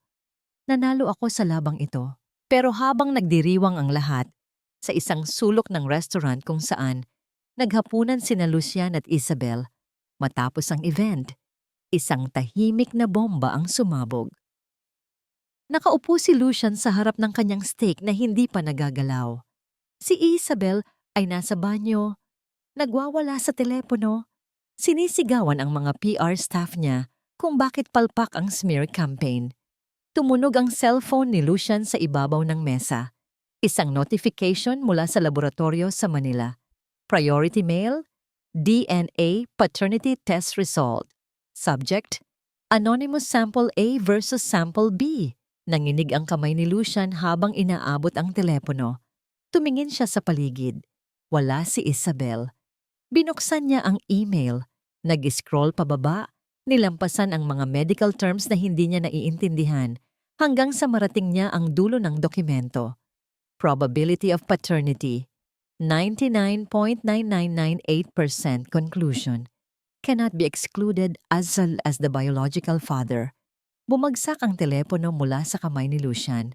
Tumama ito sa plato. Lumikha ng malakas na kalansing. Ang mundo niya ay huminto. Ang hinala ay naging katotohanan. Si Maya, ang batang may matang kasing itim ng gabi. Ang batang gumagawa ng eroplanong papel. Anak niya. Anak niya na itinapon niya bago pa man ito mabuo. Anak niya na tinawag niyang pagkakamali. Sa sandaling iyon, bumukas ang pinto ng banyo at lumabas si Isabel. Mukhang iritado pa rin. Lucian, are you listening? Sabi ko, kailangan nating hindi sumagot si Lucian. Nakatitig lang siya sa kawalan, habang ang isang luhang puno ng takot at pagsisisi ay tumulo mula sa kanyang mata. Ang giyera ay hindi pa tapos. Nagsisimula pa lang ang pinakamadugong bahagi. At sa pagkakataong ito, si Lucian ay nasa gitna ng dalawang babae. Ang babaeng nagbigay sa kanya ng kayamanan at ang babaeng nagbigay sa kanya ng dugo at laman. Halabira. Ang hiawan ng mga tao ay humahalo sa alingawngaw ng mga tambol na tila nanggagaling sa kailaliman ng lupa. Ang kalsada ng Iloilo ay naging dagat ng itim at gintong pintura, mga balahibo at pawis.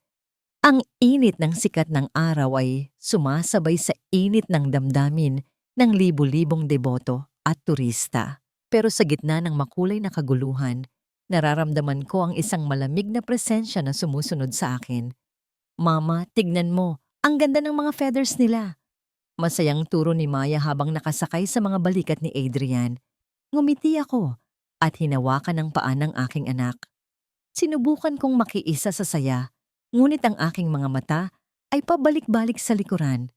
Alam kong nandito siya. Nararamdaman ko ang titig ni Lucian sa aking batok, parang isang asong lobo na naghihintay ng pagkakataong sumakmal. Nina, ayos ka lang ba? Kanina ka pa balisa. Bulong ni Adrian habang ibinababa si Maya sa simento. Ayos lang, Adrian. Masyado lang maingay ang mga tambol. Pagsisinungaling ko. Ngunit ang totoo, ang ingay ng aking konsensya ay mas malakas pa sa tugtog ng dinagyang. Biglang nagkaroon ng siksikan sa harap namin dahil sa pagdaan ng isang malaking float. Sa isang iglap, nagkahiwalay kami ni Adrian. Ang agos ng mga tao ay tila isang ilog na tumangay sa akin patungo sa isang madilim na eskinita sa gilid ng lumang gusali ng munisipyo. Bago pa man ako makasigaw para tawagin si Adrian, isang malakas na kamay ang humawak sa aking braso at hinila ako sa anino. Bitawan mo ako! Bulyaw ko, handang lumaban. Ngunit nang tumama ang aking paningin sa kanyang muka, nawalan ako ng boses. Si Lucian. Pero hindi ito ang Lucian na nakilala ko noong nakaraang linggo. Ang kanyang uniforme ay gusot. Ang kanyang mga mata ay mugto at ang kanyang hininga ay amoy alak. Nerissa, ang tawag niya sa aking pangalan ay parang isang panalangin at sumpa ng magkasabay. Anong kailangan mo, Lucian? May asawa ka, may pamilya ka. Lubayan mo na kami. Banta ko, pilit na kumakawala sa kanyang hawak. Hindi siya nagsalita. Sa halip, inilabas niya mula sa kanyang bulsa ang isang lukot-lukot na papel. Ipinakita niya ito sa akin. Sa ilalim ng madilim na anino, nakita ko ang logo ng laboratorio at ang malalaking letra na nagpaguho sa aking mundo. 99.9%. Nanlamig ang buong katawan ko. Ang ingay ng mga tambol sa labas ay tila nawala, napalitan ng isang matinis na tunog sa aking mga tainga. Anak ko siya ni Risa, bulong ni Lucian. Ang boses ay nanginginig sa matinding emosyon. Bakit? Bakit mo itinago sa akin? Bakit mo hinayaan na tawagin niyang Papa ang ibang lalaki habang ako ay nagdurusa sa kasalanang hindi ko alam na may bunga? Tumawa ako, isang tawang puno ng pait at sarkasmo na umalingaw sa makitid na eskinita. Nagdurusa? Ikaw? Nagdusa ka ba habang hinahalikan mo si Isabel sa gabi bago ang kasal natin? Nagdusa ka ba habang tinatawag mo akong pambahay na tsinelas na nakakahiyang ilakad sa labas? Hakbang-hakbang akong lumapit sa kanya, itinutok ang aking hintuturo sa kanyang dibdib. Wala kang karapatang magsalita tungkol sa pagdurusa, Lucian. Dahil noong gabing kailangan ko ng asawa, noong gabing nag-aagaw buhay ang anak mo sa loob ng bus dahil sa pagdurugo. Nasaan ka? Nasa kama ka ng babaeng binayaran ang dignidad mo. Hindi ko alam. Naiiyak na sabi ni Lucian. Ang kanyang maskara ng pagiging matapang na sundalo ay tuluyan ng nadurog. Kung alam ko lang, kahit alam mo, wala kang gagawin.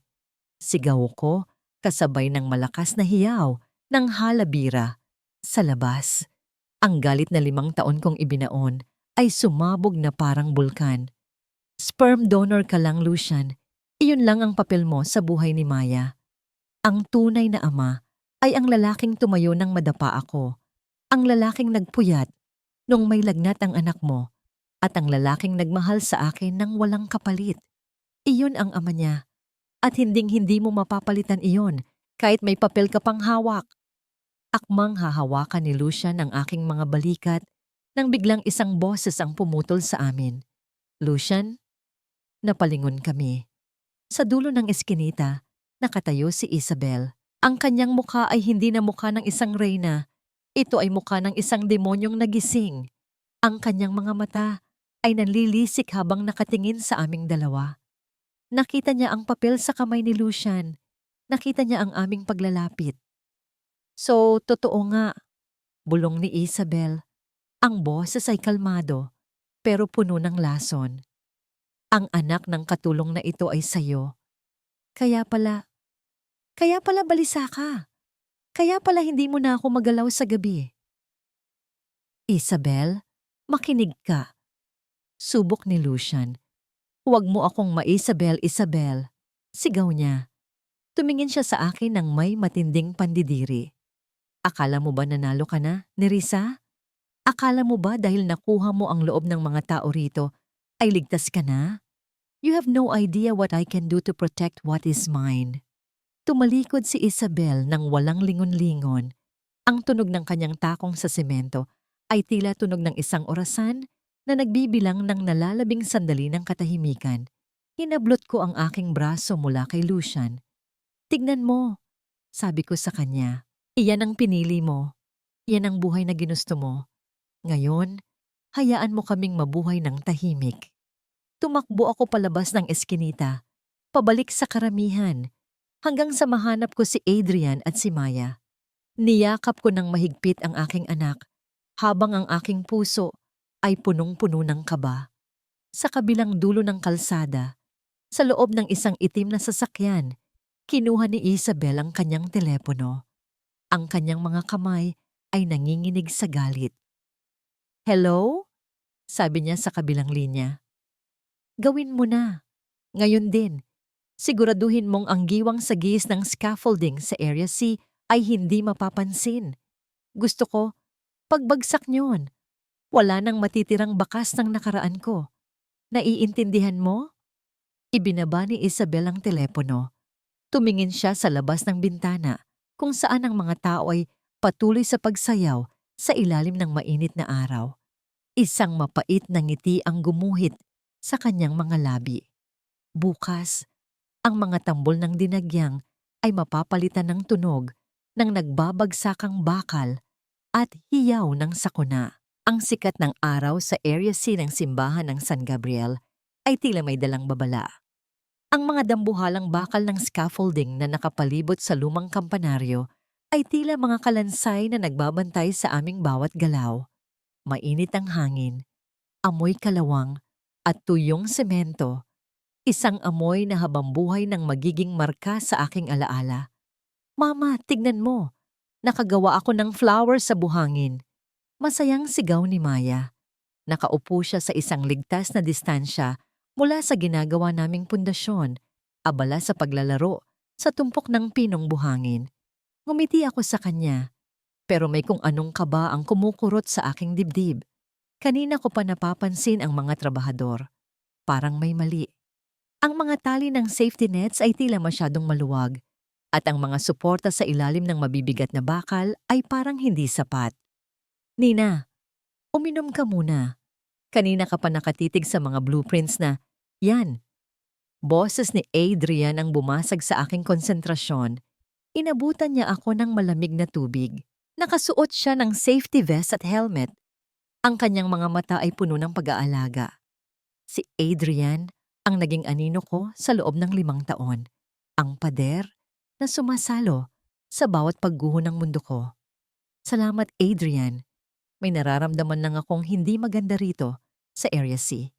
Ipinatigil ko na muna ang pag-akyat sa itaas habang hindi ko pa nasusuri ang mga bolts. Paliwanag ko. Don't worry, nandito ako. Walang mangyayaring masama.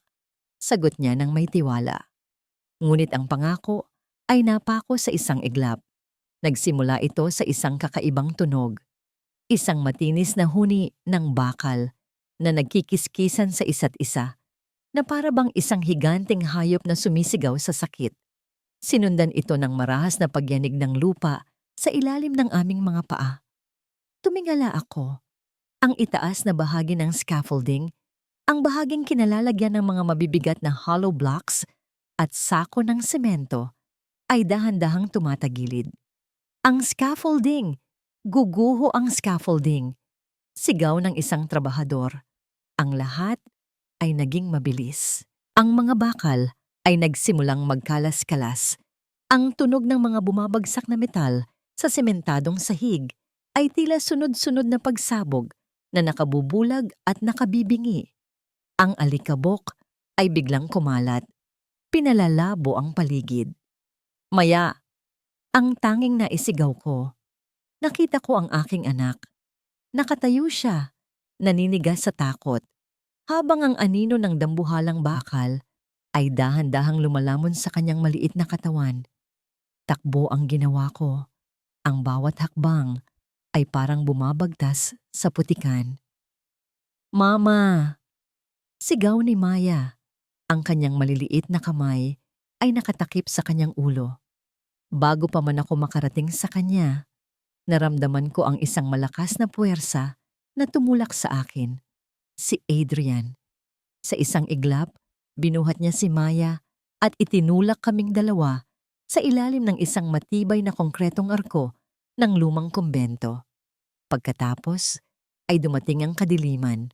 Ang tunog ng pagbagsak ng toneladang bakal ay umalingaw-ngaw sa buong paligid.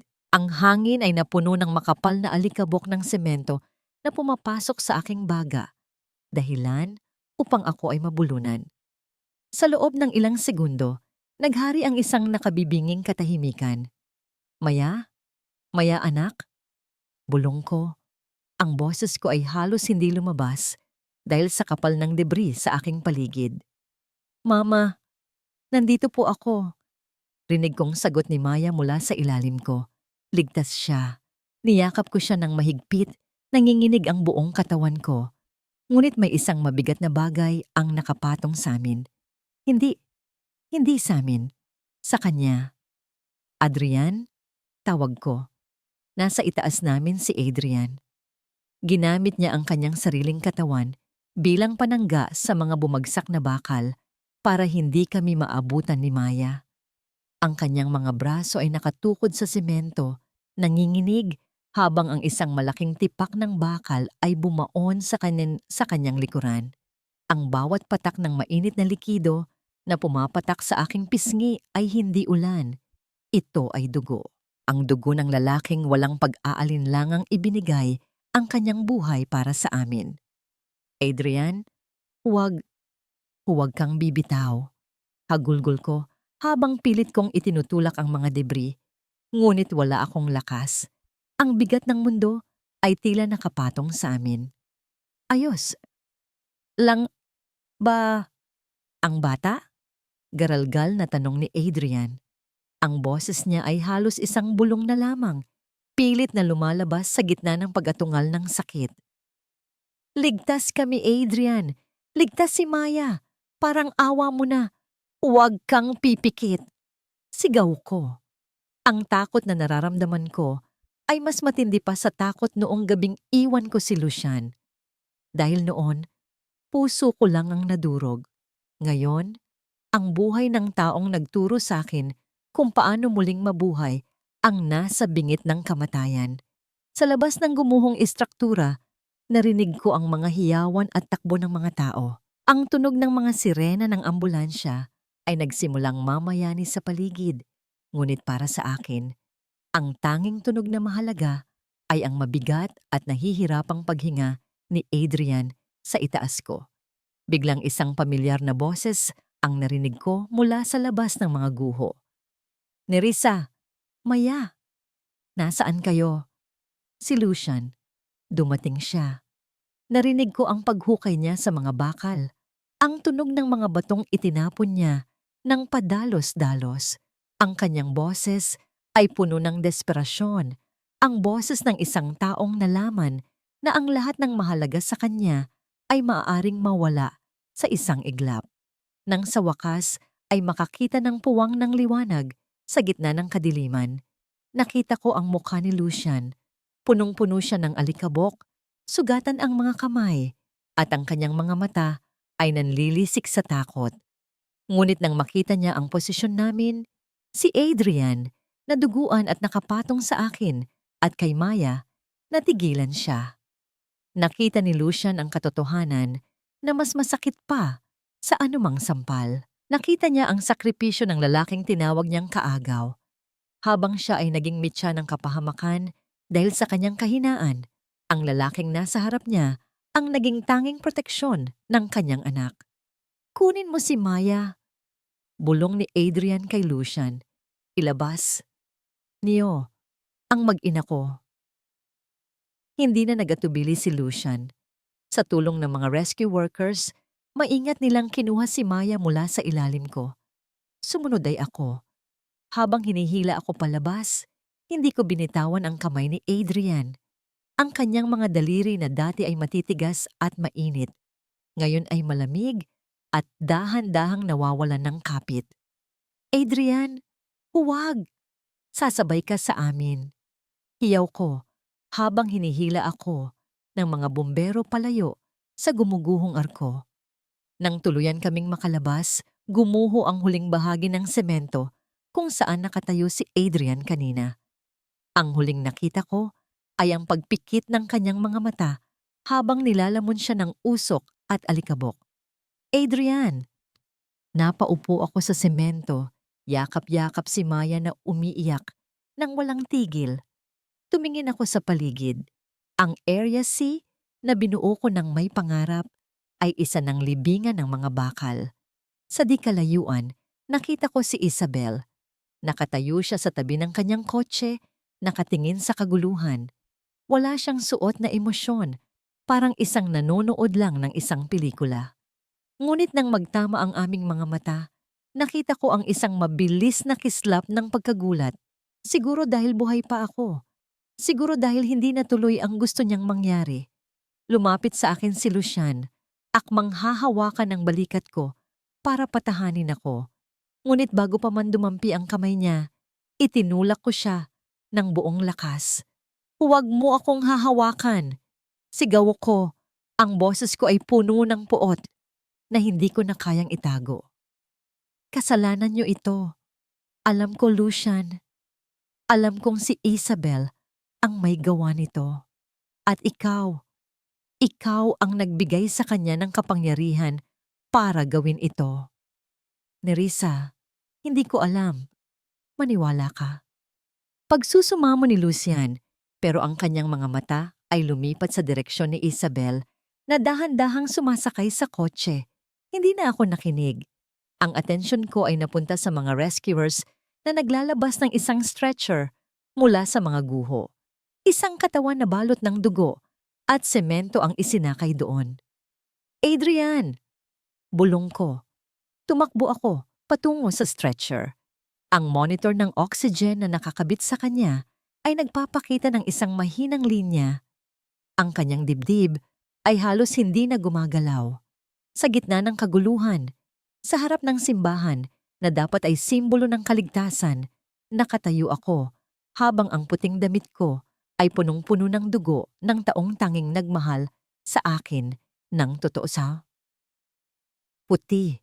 Lahat ng nakikita ko ay nakasisilaw na puti.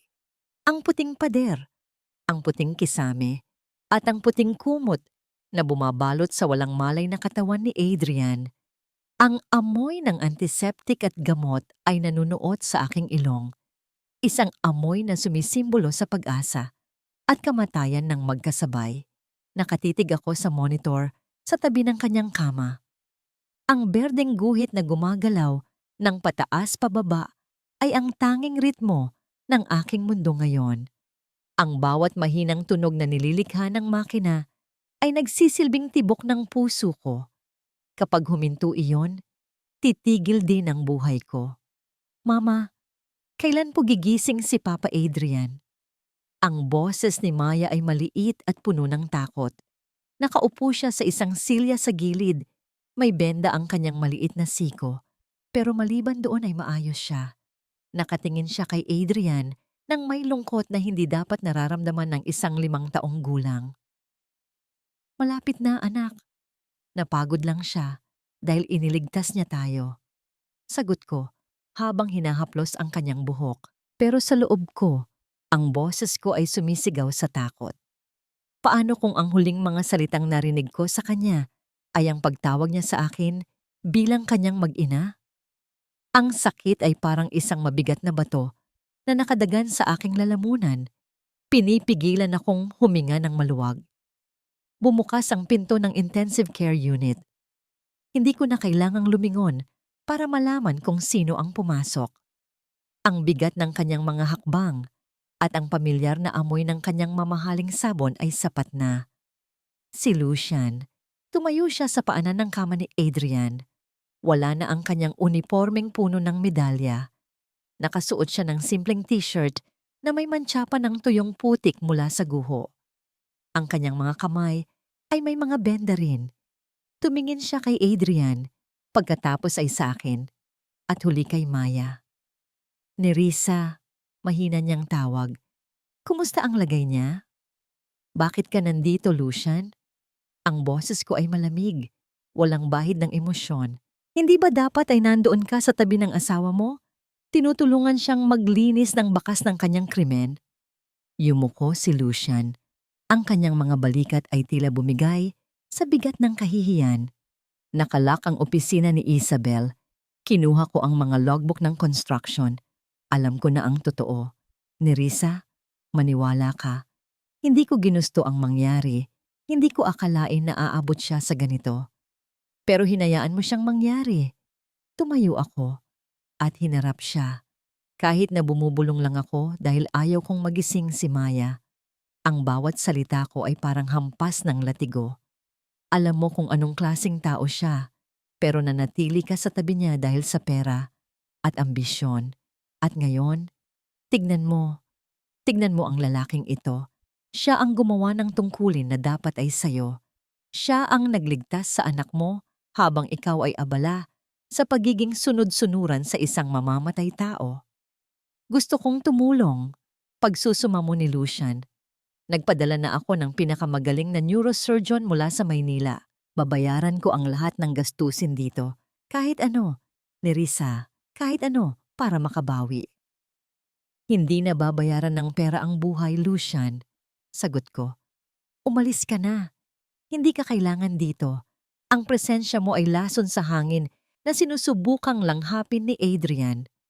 Lalapit sana si Lucian kay Maya. Marahil ay gustong hawakan ang kamay ng anak na ngayon lang niya natuklasan. Ngunit mabilis na humarang ang aking katawan. Ang tingin ko sa kanya ay puno ng babala. Ang tingin ng isang inang handang pumatay para sa kanyang anak. Umatras si Lucian. Tumingin siya kay Maya nang may matinding pagsisisi. Patawad. Bulong niya bago dahan-dahang lumabas ng silid. Naiwan akong muli sa katahimikan ng ICU. Tanging ang tunog ng makina ang kasama ko. Lumapit ako kay Adrian. Hinawakan ko ang kanyang kamay. Ang balat niya ay malamig, pero nararamdaman ko ang mahinang tibok ng kanyang pulso. Adrian, bulong ko sa kanyang tainga. Gising na. Marami pa tayong gagawing blueprints. Marami pa tayong simbahang aayusin. Huwag mo kaming iwan. Huwag mo akong iwan. Lumipas ang mga oras. Ang gabi ay naging madaling araw. Nakatulog si Maya sa sofa sa gilid ng kwarto. Ako naman ay nanatiling gising, binibilang ang bawat pag-angat ng dibdib ni Adrian. Biglang, ang ritmo ng makina ay nagbago. Ang mahinahon at regular na beep, beep, beep ay naging mabilis at magulo. Ang berdeng guhit sa monitor ay biglang tumaas ng mataas bago tuluyang naging isang tuwid na linya. Isang matinis at tuloy-tuloy na tunog ang pumuno sa silid. Ang tunog na kinatatakutan ng bawat taong nagbabantay sa ospital. Pay! Adrian! Napatayo ako. Ang puso ko ay parang lalabas sa aking dibdib. Nurse! Doktor! Tulong! Bumukas ang pinto at nagmadaling pumasok ang mga medical staff. Itinulak nila ako palayo sa kama. Nakita ko kung paano nila ginamit ang defibrillator sa dibdib ni Adrian. Clear! Sigaw ng doktor. Ang katawan ni Adrian ay tumalbog mula sa kama, pero ang linya sa monitor ay nanatiling tuwid. Charge to 200. Clear! Muling tumalbog ang kanyang katawan. Wala pa ring reaksyon. Ang hiyaw ni Maya na nagising sa gulat ay humalo sa ingay ng mga makina. Niyakap ko ang aking anak nang mahigpit. Itinatago ang kanyang mukha sa aking dibdib para hindi niya makita ang nagaganap. Adrian, please! Sigaw ko sa gitna ng pagtangis. Huwag ngayon! Hindi ganito ang dapat na katapusan. Ang doktor ay tumingin sa orasan. Ang kanyang mukha ay puno ng lungkot habang dahan-dahan niyang ibinababa ang mga kagamitan. Tumingin siya sa akin at umiling ng bahagya. Ang tunog ng monitor ay nananatiling mahaba at walang buhay. Tila isang huling hantungan ng lahat ng aking pag-asa. Huminto ang mundo ko. Ang lahat ay naging madilim. Mas madilim pa sa gabing iniwan ko si Lucian. Sapagkat sa pagkakataong ito, hindi lang pangarap ang namatay, kundi ang mismong dahilan kung bakit ako natutong muling mangarap. Ang katahimikan ay mas nakabibingi kaysa sa anumang sigaw. Sa loob ng silid na yon, ang mahaba at matinis na tunog mula sa monitor ay tila isang hatol na wala ng apela. Nakita ko ang pagbaba ng mga balikat ng doktor, ang pagpikit ng kanyang mga mata, at ang dahan-dahang pag-alis ng kanyang mga guwantes. Time of death. Simula ng doktor. Hindi. Ang hiyaw ko ay nanggaling sa kailaliman ng aking kaluluwa. Hindi siya pwedeng mamatay. Adrian, lumaban ka. Sabi mo walang bibitaw.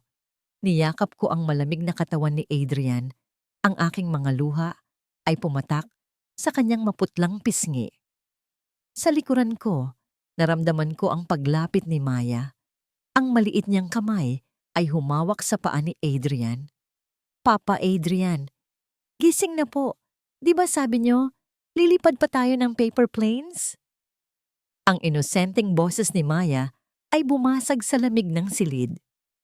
Papa, please, huwag niyo po kaming iwan ni Mama. At doon, isang himala ang naganap na hindi kayang ipaliwanag ng medisina. Ang tuwid na linya sa monitor ay biglang kumislap. Isang mahina. Halos hindi mapansing kurba ba ang lumitaw. Sinundan ng isang mahinang tunog ng pagtibok. Beep! Pagkatapos ay isa pa. Beep! Nanlaki ang mga mata ng doktor. Mabilis niyang ibinalik ang stethoscope sa dibdib ni Adrian. My heartbeat! Bumalik ang tibok ng puso niya. Sigaw ng nurse. Ang lahat ay muling naging mabilis. Ang mga gamot ay itinurok. Ang oxygen ay inayos. Napaluhod ako sa sahig. Yakap ang aking anak. Habang ang pasasalamat ko sa may kapal ay umaapaw sa aking dibdib. Adrian was back. Mahina. Nasa koma pa rin, pero buhay. Habang nagaganap ang himala sa loob ng ICU, isang bagyo naman ang namumuo sa lobby ng ospital. Nakatayo si Isabel sa gitna ng silid. Suot ang kanyang mamahaling trench coat at dark sunglasses kahit gabi na. Mukha siyang isang reynang nasa gitna ng trahedya, pilit na nagpapakita ng ngawang hindi naman niya nararamdaman sa harap ng mga reporter.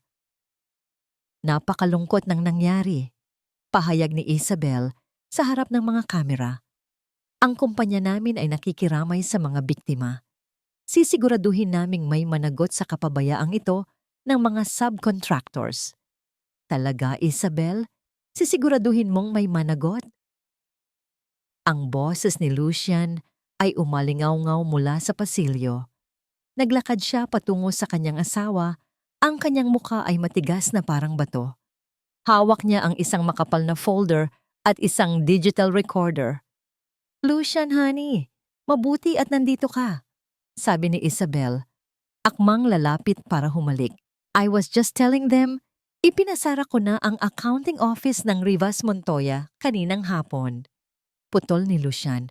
Ang kanyang boses ay malamig, walang bahid ng pagmamahal. "Nahanap ko na ang mga resibo ng substandard materials. Nahanap ko na rin ang palitan nyo ng mensahe ng foreman tungkol sa pagluwag ng mga bolts sa Area C." Namutla si Isabel. Ang nangiti sa kanyang mga labi ay nanigas. "Ano bang sinasabi mo? You're tired, Lucian. Let's go home." "Wala ka nang uuwi ang bahay, Isabel," deklara ni Lucian. Humarap siya sa mga pulis na kanina pa pala naghihintay sa anino. "Official ito. Isinusuko ko ang lahat ng ebidensya laban sa asawa ko at sa sarili ko para sa kasong corporate negligence at frustrated murder." "You traitor!" sigaw ni Isabel. Ang kanyang boses ay naging matinis at parang sa isang baliw. "Ibinigay ko sa iyo ang lahat. Ang yaman, ang ranggo. Wala ka kung wala ang pera ko." "Tama ka," sagot ni Lucian. Tinititigan siya ng diretso. "Wala akong dangal nung kasama kita. Pero ngayon, gusto kong maging tao ulit. Para sa anak ko." Lumapit ang mga pulis. Ang tunog ng mga posas na sumasara sa mga braso ni Isabel ay tila musika sa pandinig ng mga taong biniyak niya ang buhay. Nagwala si Isabel, sumisigaw ng mga mura, naninipa, hanggang sa kinaladkad siya palabas ng ospital sa harap ng mga kumikislap na kuryente ng media. Ang kanyang imperyo na binuo sa kasinungalingan at dugo ay gumuho sa isang iglap.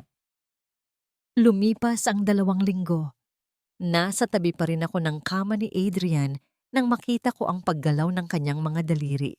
Dahan-dahan niyang iminulat ang kanyang mga mata.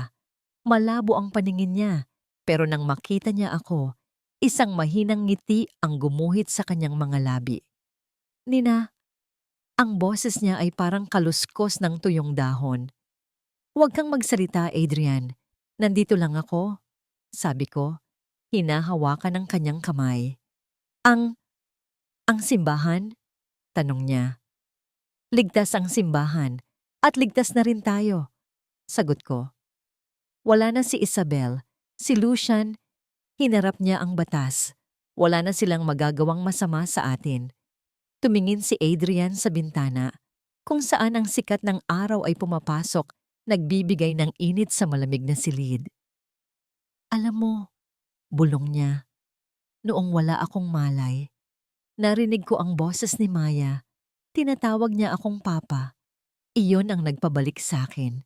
Hindi ko na napigilan ang aking sarili. Isinandal ko ang aking ulo sa kanyang balikat at umiyak.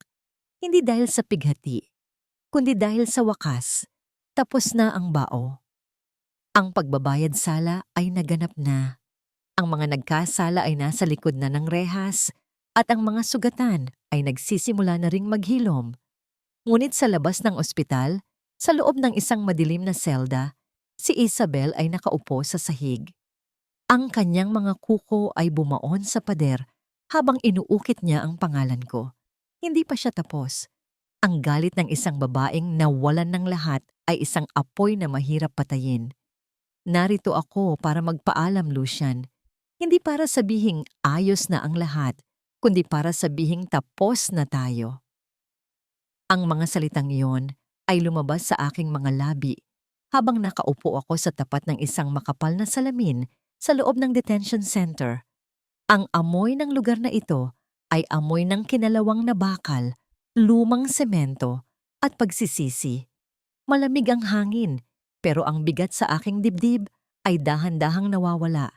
Tila ba bawat hininga ko ay nagbabawas ng timbang ng nakaraan. Sa kabilang panig ng salamin, nakaupo si Lucian. Wala na ang kanyang unipormeng puno ng ranggo. Nakasuot siya ng kulay kahel na damit ng mga bilanggo. Ang kanyang buhok ay gupit sundalo pa rin, pero ang kanyang mga balikat ay nakalaylay at ang kanyang mga mata ay wala ng ningning ng ambisyon. Mukha siyang isang taong pagod na sa pakikipaglaban sa sarili niyang mga pagkakamali. Salamat at dumating ka ni Risa. Ang boses niya ay nanggagaling sa speaker ng intercom, garalgal at mahina. Akala ko, akala ko ay hinding-hindi mo na ako titingnan ulit. Hindi ako napunta rito para sa'yo. Sagot ko ng may katatagan. Napunta rito ang dating ni Risa, iyong babaeng 7 taong naging anino mo. Gusto lang niyang makita kung nasaan na ang lalaking sinamba niya noon bago niya tuluyang ibaon ang alaala nito. Yumuko si Lucian. Ang kanyang mga kamay na nakapatong sa mesa ay nanginginig. Alam kong wala akong karapatang humingi ng tawad. Sabi niya, hindi makatingin sa akin ng diretsyo. Noong nakita ko si Adrian na nakapatong sa inyo ni Maya sa ilalim ng guho, doon ko lang naintindihan. Doon ko lang nakita kung gaano ako kalayo sa pagiging isang tunay na lalaki. Siya ang proteksyon niyo, habang ako ang naging mitya ng inyong kapahamakan. Tumingin ako sa kanya at sa unang pagkakataon, sa loob ng maraming taon, hindi galit ang naramdaman ko, kundi habag. Habag para sa isang taong nagkaroon ng lahat, pero piniling itapon para sa mga bagay na walang halaga. Pinatawad na kita, Lucian. Bulong ko. Nanlaki ang kanyang mga mata. Tumingala siya sa akin. May bakas ng pag-asa na agad ko ring pinatay. Pinatawad kita, hindi dahil karapat-dapat ka, kundi dahil pagod na akong magalit. Patuloy ko. Ang galit ko sa'yo ay ang huling ugnayan nating dalawa at ayaw ko nang may itira pang kahit anong koneksyon sa atin. Pinapatawad kita para sa sarili ko, para sa anak ko, para kapag tumingin ako sa kanya, hindi na ang mukha ng pagtataksil mo ang makikita ko, kundi ang pag-asang bunga ng aking muling pagkabuhay. Maari ko ba siyang makita? Kahit sandali lang? Ang pakiusap ni Lucian ay parang isang batang ligaw. Umiling ako ng dahan-dahan. Hindi pa ito ang oras. Ang tatay na kilala ni Maya ay ang lalaking kasalukuyang nagpapagaling sa ospital.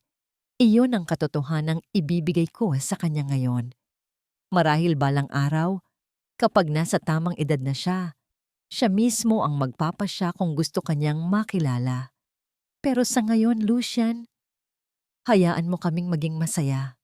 May kinuha si Lucian mula sa ilalim ng mesa. Isang maliit na bagay na gawa sa kahoy. Isang inukit na kabayo. Hindi perpekto ang gawa, pero bakas ang oras na iginugol dito. Ipinagawa ko ito sa loob. Sabi niya, idinidikit ang kahoy na laruan sa salamin. Para kay Maya. Pakisabi. Pakisabi galing sa isang kaibigan na nagbabantay sa kanya mula sa malayo. Tinitigan ko ang laruan. Isang simbolo ng pagbabayad sala na hindi na maibabalik ang kahapon. Tinanggap ko ang laruan mula sa gwardiya nang lumabas ako ng silid. Paglabas ko ng gusali, sinalubong ako ng maliwanag na sikat ng araw. Ang hanging humahampas sa aking muka ay amoy ng kalayaan. Wala na ang amoy ng kinalawang na bakal. Nakahinto ang isang sasakyan sa harap ng gate. Bumukas ang pinto at lumabas si Adrian. Nakasuot siya ng neck brace, yang may saklay pero nakatayo ng tuwid. Sa tabi niya, bumaba si Maya na may dalang isang makulay na paper plane. "Mama!" Sigaw ni Maya at tumakbo patungo sa akin. Niyakap ko ang aking anak ng mahigpit. Hinalikan ko ang kanyang noo at sa pagkakataong ito, wala nang pait. Tumingin ako kay Adrian na nakangiti sa akin ng may malalim na pag-unawa. "Tapos na?" Tanong ni Adrian.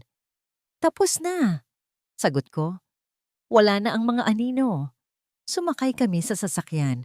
Habang umaandar kami palayo sa kulungan, tiningnan ko ang inukit na kabayong kahoy sa aking kandungan. Alam kong balang araw, sasabihin ko kay Maya ang buong katotohanan. Pero sa ngayon, ang mahalaga ay ang init ng kamay ni Adrian na humahawak sa akin at ang tawa ng aking anak na nagpapuno sa loob ng sasakyan. Ang nakaraan ay isang lumang gusali na kailangang gibain para makapagtayo ng bago. At sa ibabaw ng mga guho ng aking pait, isang matibay at magandang pundasyon na ang aking nasisimulan.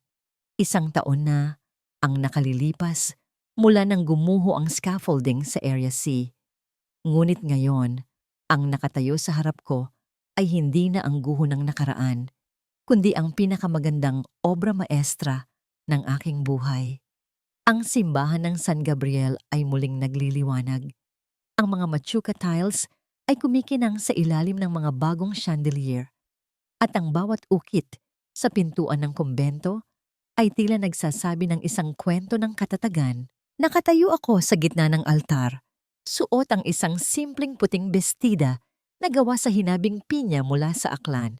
Walang engrandeng belo, walang mahabang trahe de boda, sapagkat ang araw na ito ay hindi tungkol sa isang seremonya. Ito ay tungkol sa pasasalamat.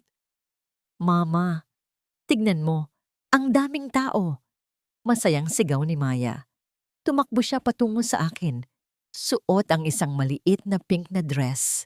Ang kanyang buhok ay may nakasukbit na sariwang bulaklak ng sampagita. Sa likuran niya naglalakad si Adrian. Wala na ang kanyang neck brace at saklay. Ang kanyang bawat hakbang ay puno ng kumpiyansa at ang kanyang mga mata ay nananatiling nakatuon lamang sa akin. Ang tanging kumpas na nagdala sa akin pabalik sa dalampasigan nang ako ay malunod sa bao. Handa ka na ba, architect? Tanong ni Adrian habang dahan-dahang hinahawakan ang aking kamay. Ang init ng kanyang palad ay tila isang pangako na hinding-hindi na ako muling lalamigin sa gitna ng ulan. Hindi niya ako kailanman tinrato bilang isang pambahay na tsinelas. Para sa kanya, ako ang pundasyon, ang haligi at ang bubong na nagbibigay ng kanlungan. Handa na ako. Sagot ko ng may ngiti na nagmumula sa kailaliman ng aking puso. Lumabas kami ng simbahan at sinalubong kami ng mga palakpakan ng mga tao sa Iloilo, ang mga taong naging saksi sa aking pagbagsak at muling pagtayo. Sa harap ng simbahan, isang marker ang inilantad. Nakaukit doon ang aking pangalan, hindi bilang asawa ni Lucian, kundi bilang ang punong arkitekto na nagbalik ng dangal sa kanilang kasaysayan. Narinig ko ang balita nitong nakaraang buwan. Si Isabel ay nahatulan ng mahabang taon sa kulungan dahil sa mga krimen niya. Si Lucian naman ay naglilingkod sa loob ng piitan bilang isang leader ng mga bilanggo. Pilit na binubuo ang kanyang sarili sa pamamagitan ng paggawa ng mga laruang kahoy na ipinapadala niya sa mga orphanage. Wala na akong puot sa kanila. Ang kanilang mga pangalan ay naging mga pahina na lamang sa isang lumang libro na matagal ko nang isinara. Mama, lulipad na po ba tayo? Tanong ni Maya habang hawak ang isang makulay na saranggola na ginawa ni Adrian. Oo, anak, lilipad na tayo. Sagot ko. Nagtungo kami sa malawak na damuhan sa tapat ng simbahan. Hinayaan naming tangayin ng hangin ang saranggola. Pinanood namin ito habang umaakyat ng mataas, mas mataas pa sa mga kampanaryo, hanggang sa maging isang maliit na tuldok na lamang sa asul na kalangitan. Naramdaman ko ang pagyakap ni Adrian mula sa aking likuran.